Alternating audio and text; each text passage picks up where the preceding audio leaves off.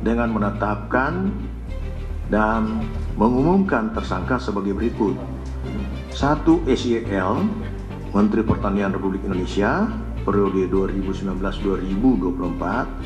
2. KS, Sekretaris Jenderal Kementerian Pertanian Republik Indonesia. Ketiga adalah MH, Direktur Alat dan Mesin Pertanian, Direktorat Jenderal Prasarana dan Sarana Pertanian, Kementerian Pertanian Republik Indonesia. Komisi Pemberantasan Korupsi KPK Rabu malam resmi menetapkan mantan Menteri Pertanian Syahrul Yassin Limpo sebagai tersangka kasus dugaan korupsi di Kementerian Pertanian.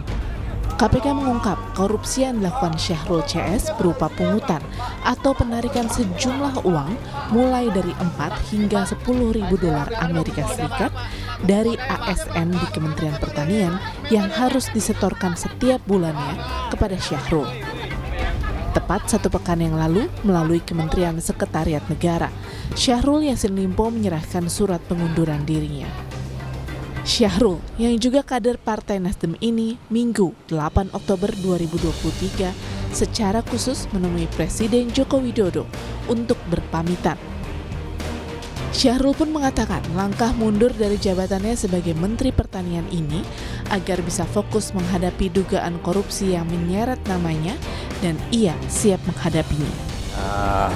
Meminta waktu Bapak Presiden dan diberi kesempatan melalui Menseknek Pak Pratik untuk menyampaikan usul dan surat pengunduran diri saya sebagai Menteri. Alasan saya mengundurkan diri adalah ada proses hukum yang saya hadapi dan saya harus siap menghadapi secara serius. Walaupun saya berharap jangan ada stigma dan presumption of innocence, maksudnya menghakimi saya dulu, karena tentu biarkanlah proses hukum berlangsung dengan baik dan saya siap hadapi. Di sisi lain, Ketua Umum Partai Nasdem Surya Paloh mengakui kasus dugaan korupsi yang menimpa kadernya ini sedikit banyak akan ada pengaruhnya terhadap elektabilitas Partai Nasdem serta pasangan bakal Capres dan Cawapres Anies Baswedan Muhaimin Iskandar. Pastilah ada pengaruhnya pada elektabilitas partai.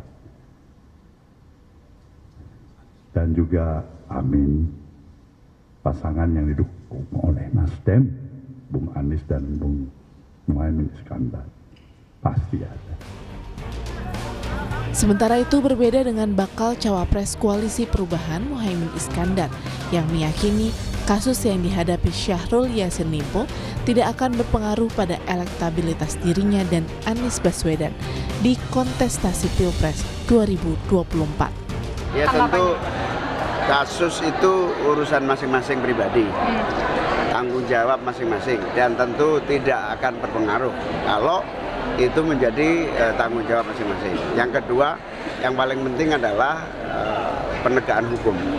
Penegakan hukum yang fair tidak akan mempengaruhi apapun. Tapi lebih berat nggak sih Caimin? Enggak. Dengan adanya ini? Enggak dengar. Dugaan korupsi menteri dari partai politik kerap menyisakan tanya soal aliran dana. Mungkinkah uang hasil korupsi mengalir ke ruang fraksi? Tim Liputan Kompas TV.